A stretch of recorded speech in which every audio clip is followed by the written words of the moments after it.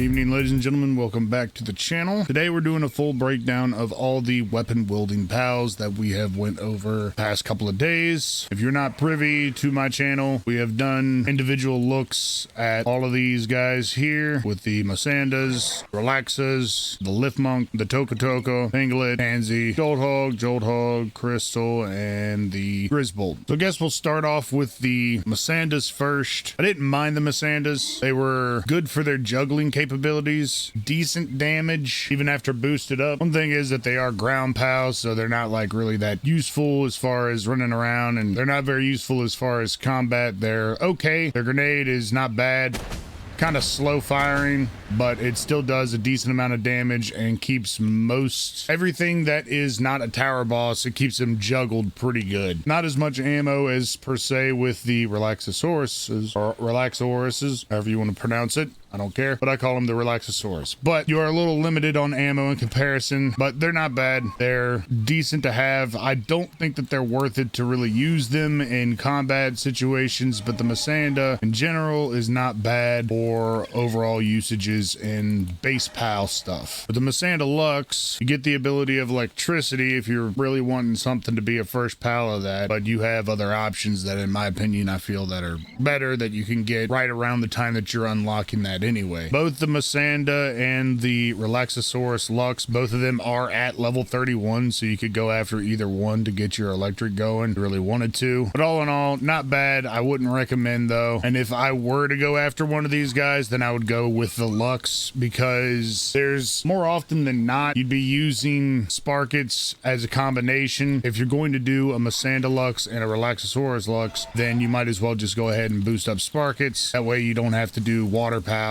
boosters and the Grass Pal boosters. As far as the Relaxasaurus and Relaxasaurus Lux go, they're really good for juggling, especially if, say, that you're in a tight spot and you need to heal up and you don't have a Jetragon yet, then you can use their rockets, which are the same as Jetragon's rockets, and be able to juggle as it goes and tries to kill something else over there. But you could take and use this as a juggling technique to keep them from attacking while you slowly heal up you and your party while you're fighting. And you can literally one tap this a bunch of times and have way more. You can have just a lot more juggling power than you could with the Masanda. So as far as the Relaxasaurus and Relaxasaurus Lux, I would put them over the Masandas rather than not. But as far as base capabilities, the Masanda is really good because it's got planting 2, I think it starts off with. But again, you have other options, but you can get them early enough and they're really abundant in the first place. But even with the Masanda being at a planting 2, you can go over to the island where the Grizbolt is down here, and you can find those Penta, whatever her name is, this chickie poo, and be able to use her, and she comes with a planting 3, and they spawn as low as level 20 down there. Moving on to the Lift Monk. The Lift Monk was incredibly impressive. It always is a really good pal to have at the beginning, especially with its SMG capabilities, and it's realistically one of the first pals that you get. Their early grabs and the saddles really early to get as well. At level 11 you can already grab that, and if you boost him up and you get a lot into him, then he can do killer damage. We basically killed Blazamut in one volley of the SMG. He was down to low enough health to where I would consider him dead, because you can catch him at that point if you're trying to do that. So a high built Lift Monk is not a bad option, which is what's really surprising, especially as early of a pal as you can get it, or to be able to last all the way through. If I'm not mistaken, we actually used him to kill Frostallion as well. So it's an option and extremely useful, especially even with base pal stuff, really early grab. Can't go wrong with a Lift Monk. The Tansy, I would not recommend, because the only difference between him and the Lift Monk is that it does have a transporting. That's as far as base pal stuff, but the other difference is that you're not able to control his assault rifle, and he is incredibly inaccurate with it at range. Unless you throw him right underneath the boss, and he can do some decent damage. We did end up killing Blazamut with him, which was still pretty impressive, but it took a little bit of finesse to get him to do so. So as far as Lift Monk and Tansy, I would put the Lift Monk way above the Tansy. Jolt Hogs. Now the Jolt Hog Crystal, not bad, especially for immobilization, being able to freeze. Pretty good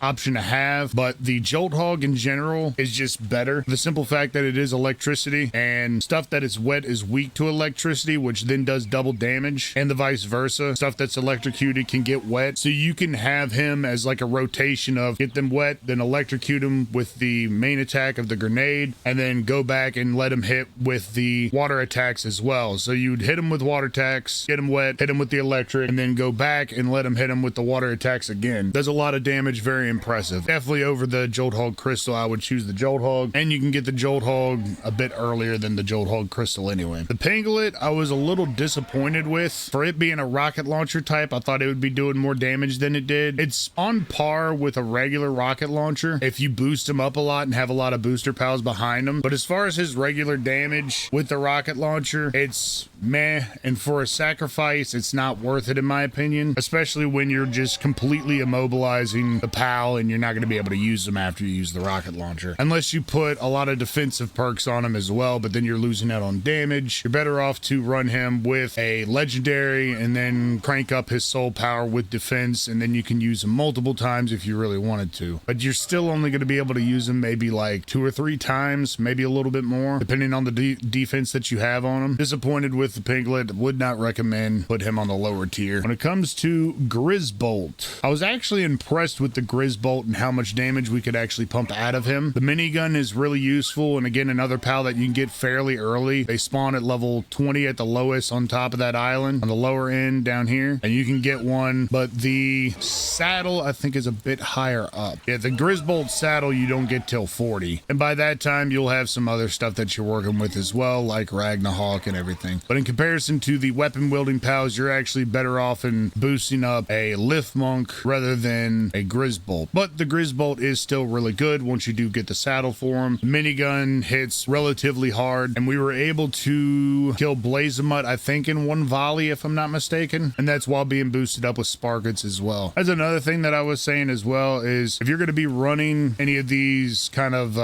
jugglers, as I'm calling them, between the relaxasaurus and the Manda, then I would definitely go with the Lux versions, because then you could just do Sparkets alone and be able to boost up either one of these guys. You could boost up the Jolt Hog, or you could boost up the grizbolt as well, as far as their attack power goes. With the Toko, I was actually incredibly impressed with the egg launcher. With him boosted up, he was doing way more damage than the Manda or the relaxasaurus with him having actual weapons, and his egg launcher just does a crazy amount of damage, especially if you get up his attack power a lot. The Megaton explosion really didn't do as much damage as I was thinking it was going to do, but it is a neutral attack, so if you were going for just the Megaton explosion on the Toko, then I would probably suggest running Celestial Emperor on him instead of Lucky. But if you're going for the egg launcher specifically, then I would suggest using Lucky over Celestial Emperor, because the egg launcher, Penlet rocket, the grizbolt minigun, or the Manda or relaxasaurus Lux, any of these guys, any of the weapon wielding pals, even the lift monk and the tansy, none of these guys use their elemental type for the weapons that they're wielding, so it's not really worth it to run them with Celestial Emperor or Lord of the Sea or Lord of Lightning, Spirit Emperor, and Ice Emperor. But when it comes to the Jolt Hogs, then using their proper Emperor and or Lord of type is well worth it, because they do specific elemental damage with their attacks, and with elemental damage stacking, then you just can't go wrong with them, especially when it comes to the Jolt Hog. Foxparks was incredibly impressive. I was extremely happy with this, and that's the same goes as the Jolt Hogs as it does with the Foxparks, because he is using a flamethrower, and Flame Emperor is better to go on him rather than Lucky, because you're going to be getting more damage out of him. We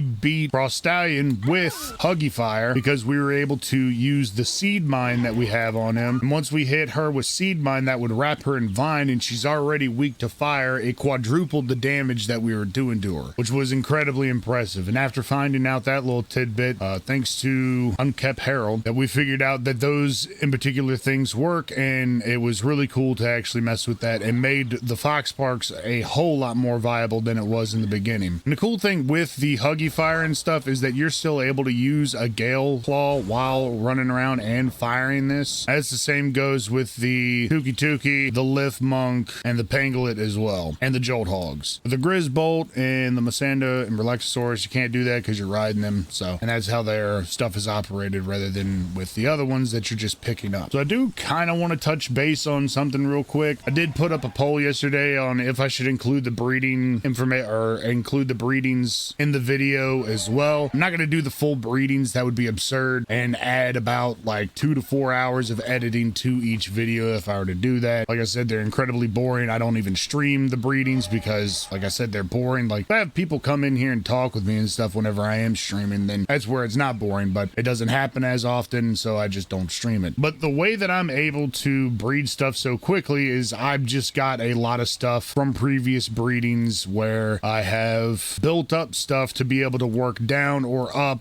like faster. So as you can see here, like we've already got our next lineup for the healing pals. I even made a gory rat the other day, which is insanity with his in particular damage and power and stuff. Quite fun. But yeah, we've already got our lineup for this, and people were asking how quickly or how do I breed stuff up that quickly. And it's basically, I started off with getting my Fellbat up first, and the way that I got my Fellbat up was a Blazehound knock that I had burly body on from previous breedings, and we had just got done doing the Penlet, so I put in this Penlet as well. Not that Penlet, but this Penlet, and I put them two together and bred them until I got burly body on one of them. And then whenever I got the Fellbats in some sort of amalgamation of burly body onto one, and then had like the other three things with the ferocious, musclehead, and legend, then that's when I started combining the Fellbats to get them. And I have 6 breeding cages, and I'm usually constantly breeding stuff all the time, but at the moment I am getting ready and prepared to do the Fellbat video, which we have got all the breeding stuff ready. We've got our over 116 to put into this, so we'll be testing that in periodical order for the stars and everything, but I've already got her decked out really nicely. But I guess what it comes down to is, like, one,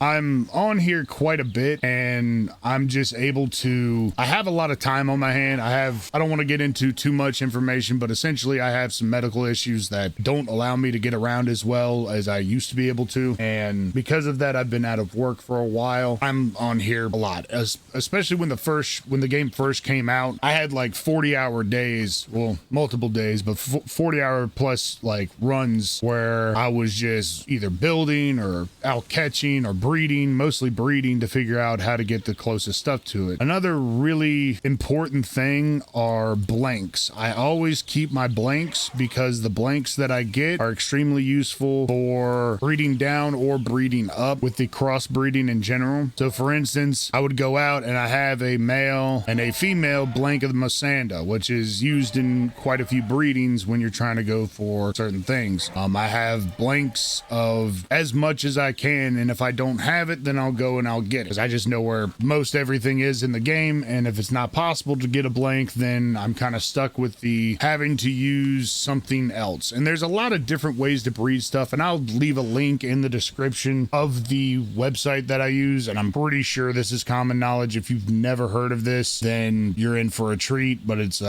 essentially a breeding matrix where you can put in anything that you need or that you want to breed up, and you can look for the desired child and go through the listings of what are the possible breeding types to do so on and so forth. But yeah, I'll leave a description for that in particular website down below that I use it on my phone. But that's one thing. But the other thing is just massive amount of time. I currently have in this game 39 days, 3 hours, and 4 minutes, which calculates up to basically 939 hours and 4 minutes is what I have right now into this game. So I have a lot of time. I don't AFK often unless it's just something that I'm doing, and I don't get much sleep in general because of the chronic pain and stuff that I go through. So yeah, time is a big factor when it comes to doing these breedings. I am on Xbox, for those of you that did not just notice that. Some people thought that I was on PC and stuff and using mods. I don't. I do have, for the stuff that I am running, I have my stuff at a 3 times increase, so getting stuff is not that difficult, but that wasn't always the case. I did play the game on normal, and I'll show you guys this. So this was the original world that I was on. As you can see, it's all basic stuff. The only thing that I turned up was the world maximum stuff. I had my 2-hour timer for the eggs, and I only had 15 pals at the base. So when I did my first playthrough of this game before the world autosave data failed thing was going on,